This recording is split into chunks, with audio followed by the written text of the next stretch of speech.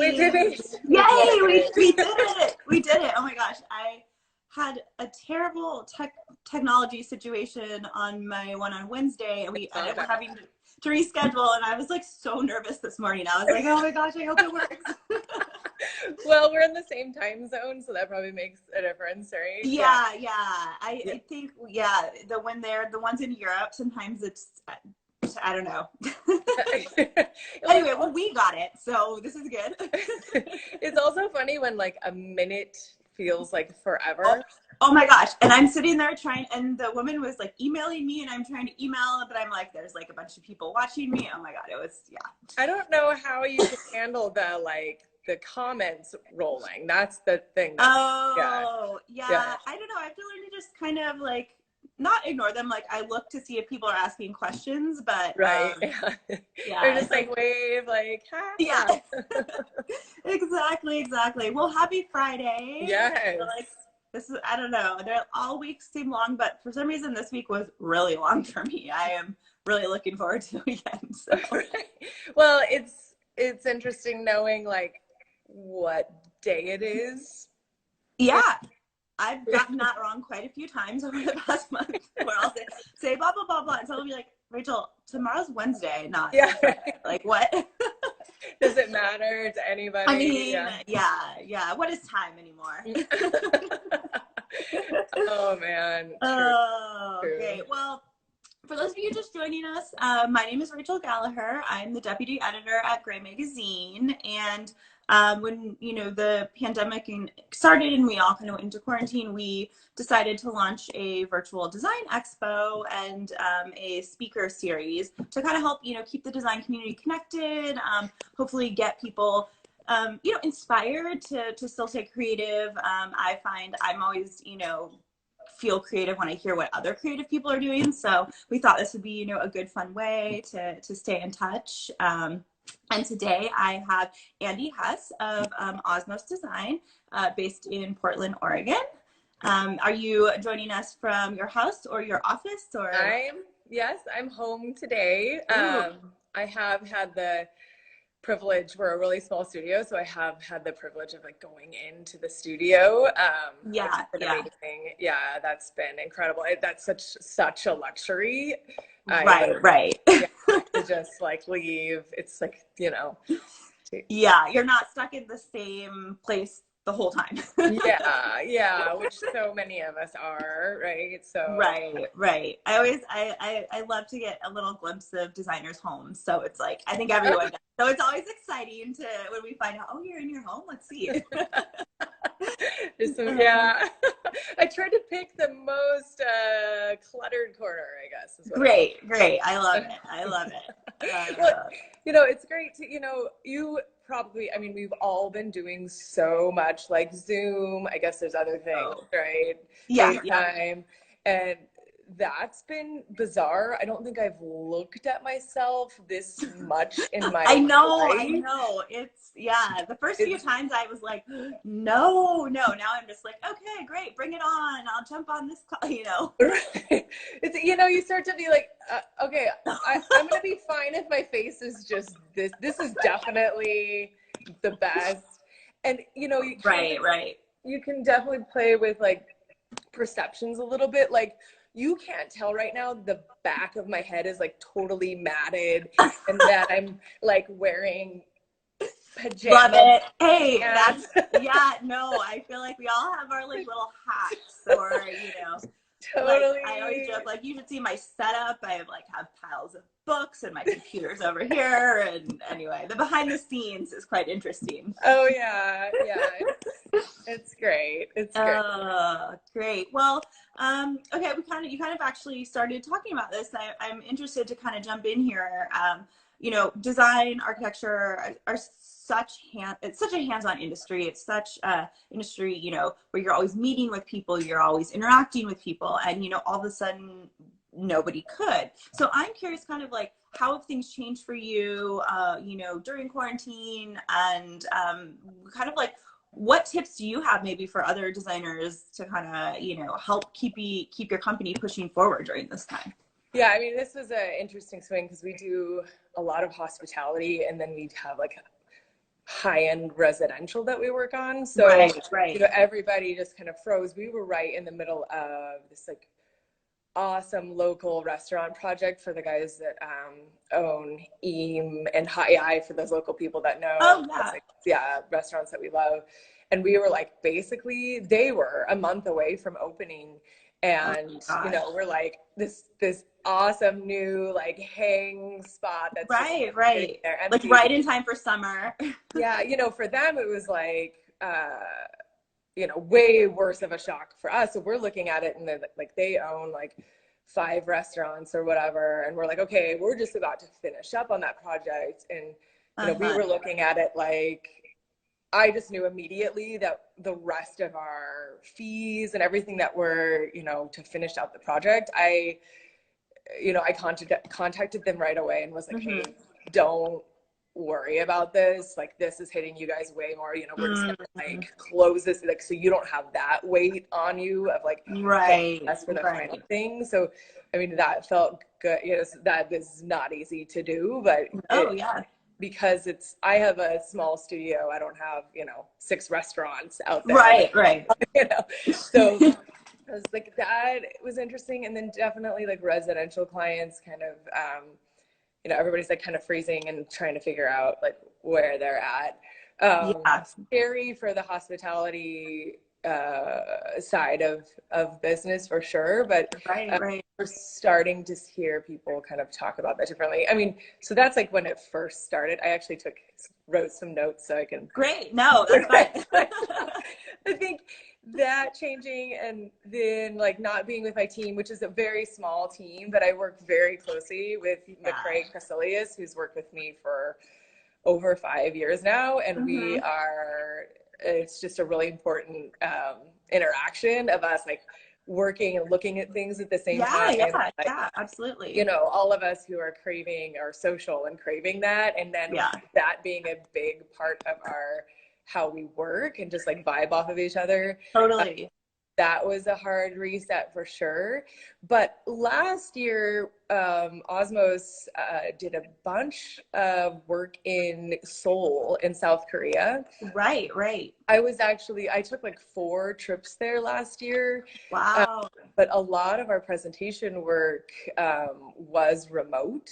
So even like presenting materials and concept, I mean, it was not only remote, but it was like through an interpreter. So we really honed our skills in distance and international work. That last year just kind of forced us to do that. So we were starting to get used to the remote calls and you know, there wasn't anything like, shock. You were kind of primed for it then. I mean, no.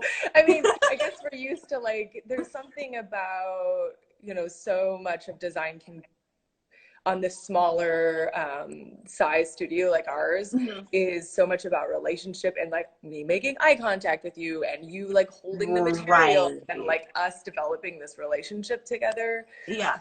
So with that work in Seoul, we were actually creative directing their team, their highly creative team. So that, you know, that definitely taught me about kind of the distance relationship. You know, we've worked all over the country, but that international level of things, it was like, okay, I can be comfortable like looking at a screen and starting to communicate that way. So like being away from the team, and then travel's been a huge thing for me in design with inspiration. You know, we're Portland based and it's a small city, and you know, we stay as involved as we can, but last year I was in, like, some of it was like midlife crisis travel. Like I went to Milan, I was in Rome, I went to Fiji, I was in Seoul a bunch. It was just kind of like, that just started to become like an addiction, really. So that adjustment, as all of you that travel know, I mean, it's addictive and it's fun and it's an escape, and you don't have to deal with your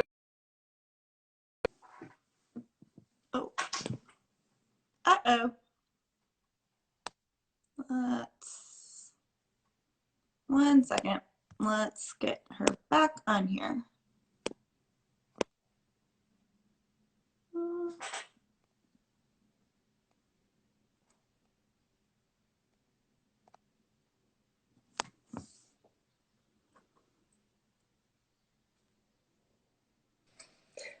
You have you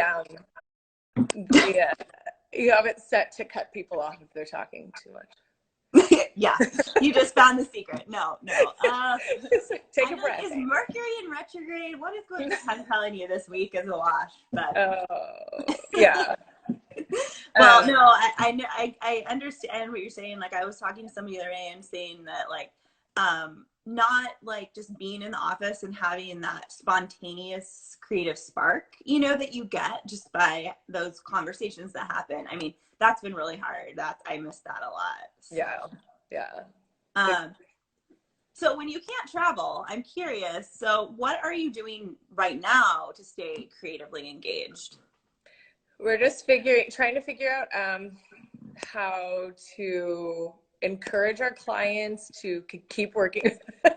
No, I mean, it's interesting because, you know, we're all in this, and, you know, like residential clients were like, you know, there's like this project you were thinking about doing, like maybe this is a good time to do it. But then, you know, that's not, it's like there's a sensitivity to it because like pushing that isn't really sensitive and fair to where people are at. So that's been, you know, that's been interesting. But creativity for me right now has been interesting because I don't have any excuses. I don't have like travel excuses or a huge workload excuses. So there's been all these things that, you know, the end of last year, I started looking at artist residencies because I was like, I need to take a break from this workload, and I want to get back into, I have like a welding background before I started in design and metalwork, and I've been wanting to get back into a more creative, like sculpture, painting, or something like that. So this has become like a forced you know, basically exploration of that because I now have the time. So, you know, I bought a Dremel. I've been doing some wood sculpture. Like scrap. This thing behind me is like all these Edelman leather scraps we had from a headboard, and just kind of like trying things and putting them up. And I've also been riding my motorcycle a lot more. Oh, nice. Weather's nice too. Yes. So. Yeah. I mean, I kind of had this list because I'm like, oh, I've actually been doing a lot of things. Like, I did a music video. Wait, a music video? Yeah, I have a friend who had to do a Grateful Dead tribute. Yeah, so, you know, a music video. Oh, that's amazing. Last night, I was on a Twitch channel playing a board game that is based off of Blade Runner, called Inhuman Conditions. I highly recommend it. I will check that out. That sounds fun. So lots of random stuff like that. That's kind of been really cathartic to just get out of your regular thing. Obviously, like the board game thing, I'm actually working on designing a board game with wow. Yes, with Chris. That's cool. With Chris Funk of the Decemberist and Will Hinmarch, who's an amazing board game designer. So we've kind of gotten into, the other person involved is Jesse Whipple of Pattern People. So kind of creating this thing from you know, different kind of walks of life. Or right. Yeah. So that's cool. You'll have to keep us updated on that. I'm interested in hearing more. It's gonna be amazing. So much creativity after getting used to, you know, we don't know how long this is gonna last. Yeah, the initial kind of uncertainty slump, and then it was kind of like, well, this is the new normal, so I guess this is what we're doing for now. We have to find ways to adapt. Well, okay, that's great. So you have a lot of like interesting side creative projects. So I'm curious, what can you tell us work-wise that you're working on right now? Yeah, we have a really wonderful relationship with Smith Tea. Oh, yeah, I love Smith Tea. Yeah, I mean they're just a wonderful company aside from their product being amazing. And we started talking to them right before this to do a new cafe environment for them. And we were, you know, we were like, it's a longer term project. And we just started with them, and they just a couple months ago, I guess it's been like 4 months now, and they've been holding fast with like, okay, this is an opportunity to, you know, things will eventually reopen, and what is that experience? And tea is such an important, I think so much of us are resetting, and like, tea is important to us, and that's a beautiful brand and local. And so that's been great. I mean, usually we're doing like 8 projects at a time. Right. Now it's like 2.5, but you know, they're one of them. So we're working on, like, how do we consider what a potential, you know, what a new space, what a new public. Right. It's a whole new kind of, there's so many new considerations I feel like that designers and architects kind of will be taking into consideration as they, you know, are designing things now. So yeah. We've also, like, I've been talking for years with some colleagues of mine that run a studio called Plus and Greater Than. They're Portland based, and they do a lot of work with museums and institutions. They're really poetic. They're super intimidating to me. I feel like they're just like geniuses. You're like fangirling. Totally. And, you know, we used to go out and have drinks and like dream of like working together. And right now they have some space where like, I'm like, like let's try, you know, a schematic design. We're working on a project for a museum in DC. Oh, exciting. So there's a lot of like just concepting, and that's been amazing, because it's maybe something that I wouldn't have time or space to explore. You know, it's not like it's gonna pay the bills. You know? Kind of like a passion project. Just have to, So that's just a new area to kind of exercise and learn. They you know, working in museums is really exciting. Oh, that's exciting. Well, that could, you know, open new doors. Who knows? Maybe that's your next calling. I would love that. Great. So I'm going to pivot way back here. I'm curious, what did you want to be when you were 10 years old? Have you always been interested in art and design, or was that a later thing? No, I definitely have always been interested in art design. My parents were very supportive of that. Great. In just like, like go and pull yourself up in your room and spill paint all over the place, and we'll still love you. But I was definitely always like, you're the creative child. And really flourished in that. I do remember being like 10 or 11 and going to a restaurant that opened in Beaverton called Cucina. And being really excited. We had one too up here. Did you? It was like fresco, like swirly, I don't know, a little pomo or something. And then, you know, I grew up, I was homeschooled a good bit, and one of the priorities with homeschooling was that we could go to Disney World on the off season when no one, this was like a priority for my family. So I grew up, I went to like Disney World like 4 times, and was very influential. I wanted to be an Imagineer, really, and work for Disney. That's amazing. Well, I feel like, you know, you create environments, so it's not all that far off. I just need more animatronics. There you go. That'll be my next focus. Oh, amazing. So I'm curious, who is someone who has really shaped your life professionally? Shaped. I think there's like been some key moments when I was just coming out of design school, and I was like 24, I found Skylab in Portland, and one of the founders, architecture firm, and I was like, I have to work there. One of the founders, they're amazing. Yeah, I'm obsessed with their work. Yeah, one of the founders there was Kirsten Matilla, who's locally from here. She's since gone on to run Lenny Kravitz's design firm. Interesting. I did not know that. Oh yeah.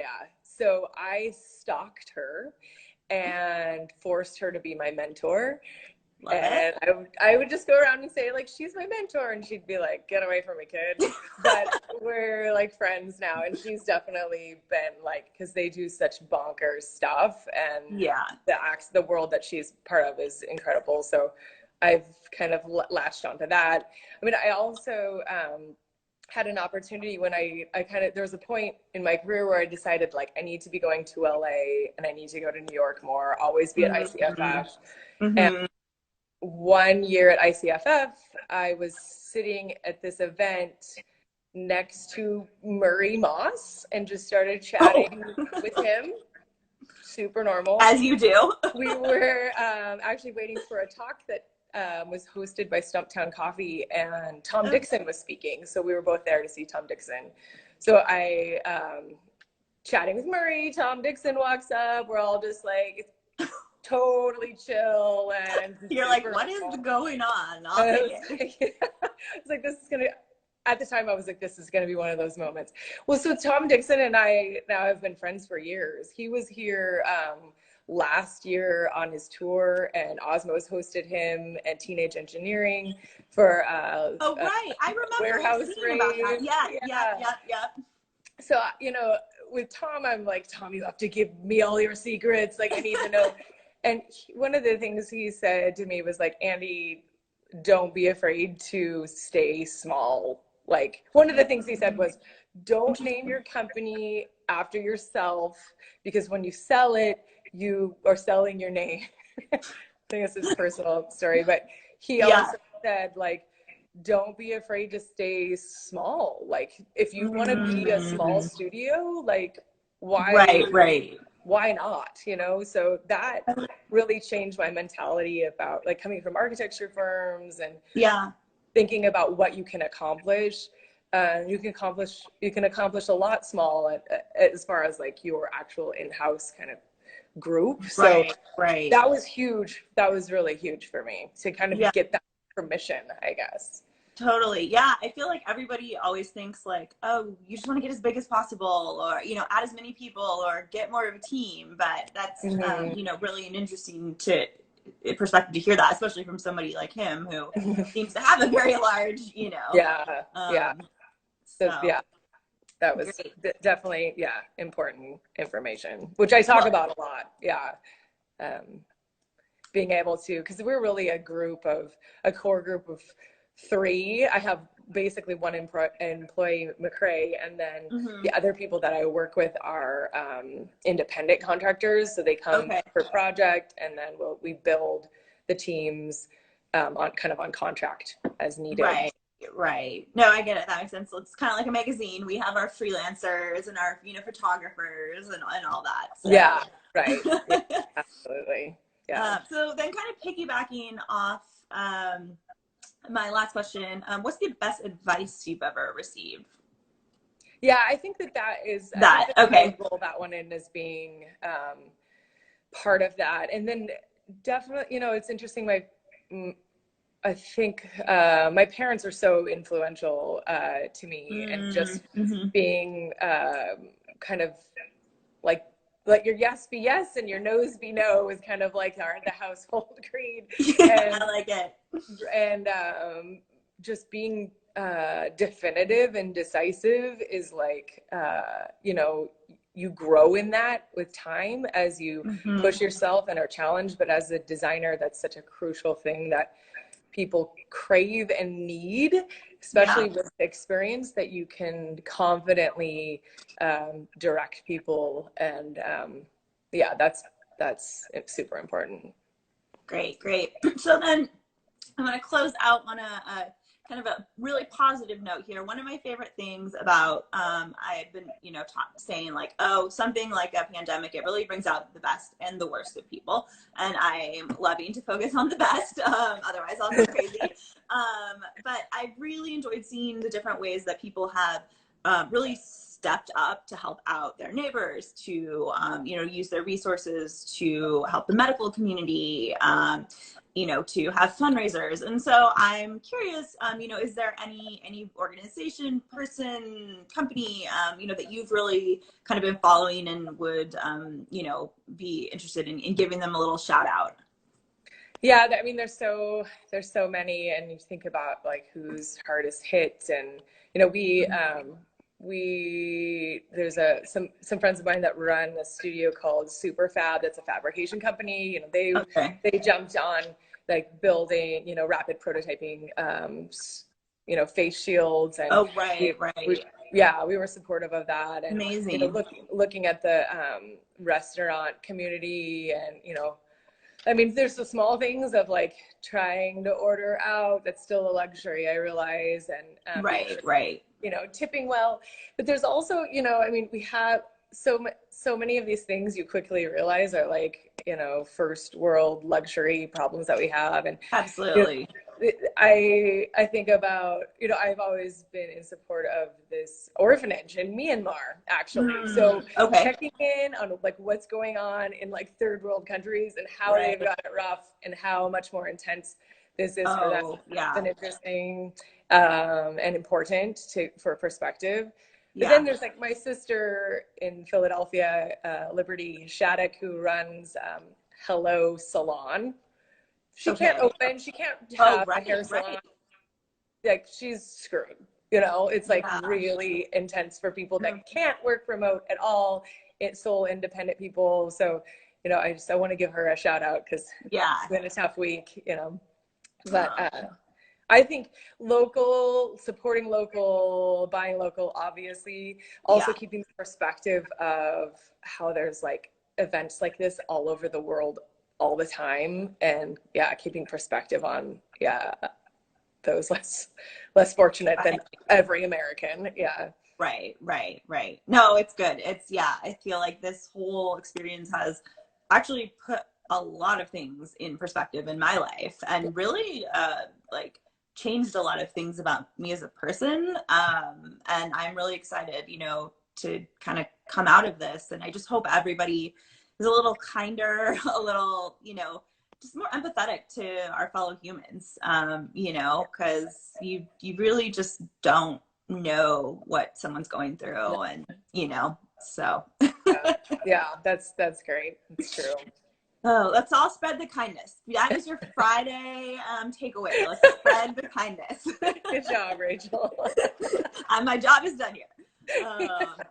Great. Well, Andee, it was so great to talk to you. It was so great to see your face. Hopefully next time we see each other, it's in person. Who knows when that will be. Right. But thanks to everybody who tuned in, and I hope everybody has a good weekend. All right. Bye, guys. Bye.